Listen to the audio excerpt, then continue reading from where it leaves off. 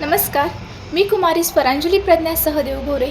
आज 8 मार्च जागतिक महिला दिन या निमित्ताने मी एक स्वरचित कविता लिहिली आहे। आज मी ती तुमच्यासमोर सादर करणार आहे। सर्वप्रथम सर्व महिलांना जागतिक महिला दिनाच्या खूप खूप शुभेच्छा।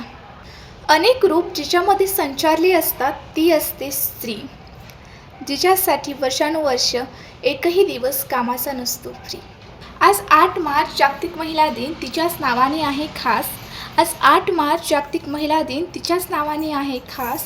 तरी देखील तिच्या मागे उठल्यापासून असतो नेहमी कामाचा ध्यास। तरी देखील तिच्या मागे उठल्यापासून नेहमी असतो कामाचा ध्यास। आजी, आई, पत्नी, बहीण, सून, मामी, मुलगी, मैत्रीण असे अनेक रूप तिचे असतात। प्रत्येकाच्या जीवनामध्ये या नात्यांचे योगदान अनमोल दिसतात।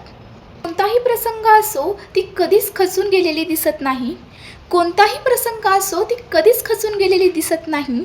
देवाने निर्माण केलेली एक अनोखी शक्ती आहे तिच्यात काही। स्वयंपाकघरापासून ते आकाशापर्यंत तू गवसणी घातलीस। स्वयंपाकघरापासून ते आकाशापर्यंत तू गवसणी घातलीस।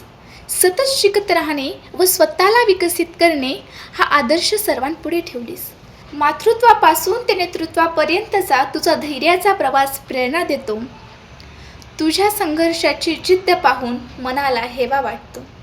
तुझ्या संघर्षाची जिद्द पाहून मनाला हेवा वाटतो। महिला दिन विशेष तुझ्या प्रत्येक योगदानाला माझा प्रणाम।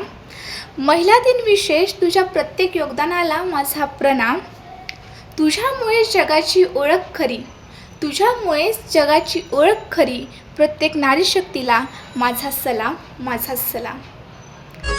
तुम रंग भी हो, तुम रूप भी हो, तुम धूप